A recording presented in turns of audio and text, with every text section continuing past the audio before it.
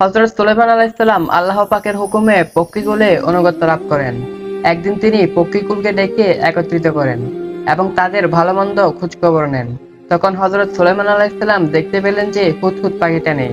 তিনি অনতিবিলম্বে তাকে ধরে আনার জন্য কড়া নির্দেশ জারি করলেন। উক্ত ঘটনা কোরআনের ভাষায় ভিন্ন রূপ। হযরত সুলাইমান আলাইহিস সালাম পক্ষীকুলের খোঁজখবর নিল।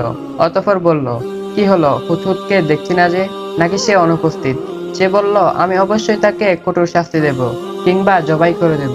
কিছুক্ষণ পরে হুদহুদ পাখি উপস্থিত হয়ে বলল, হে বাদশা, আপনি যে বিষয়ে অবগত নন, আমি তা অবগত হয়েছি। আমি আপনার নিকট সাবা থেকে নিশ্চিত খবর নিয়ে উপস্থিত হয়েছি।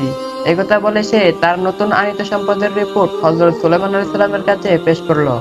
হুদহুদ পাখির মাধ্যমে আল্লাহ পাক রব্বুল আলামিন আমাদের একথা জানিয়ে দিলেন যে, নবীগণ গায়বের খবর রাখেন না। তারা কেবল অতটুকুই জানেন যতটুকু আল্লাহ তাআলা অবহিত করেন। উল্লেখ্য যে হুদহুদ এক জাতীয় ছোট পাখির নাম, যা পক্ষীকুলের মধ্যে অতি ক্ষুদ্র ও দুর্বল, এবং যার সংখ্যা দুনিয়াতে খুবই কম। বর্ণিত আছে যে হযরত আব্দুল্লাহ ইবনে আব্বাস রাদিয়াল্লাহু তাআলা আনহু একদা নও-মুসলিম ইহুদি পণ্ডিত আব্দুল্লাহ বিন সালাম রাদিয়াল্লাহু তাআলা আনহুকে জিজ্ঞাসা করলেন, এত সব পাখি থাকতে বিশেষভাবে হযরত সুলাইমান আলাইহিস সালাম হুদহুদ পাখির খোঁজ নেওয়ার কারণ কি ছিল?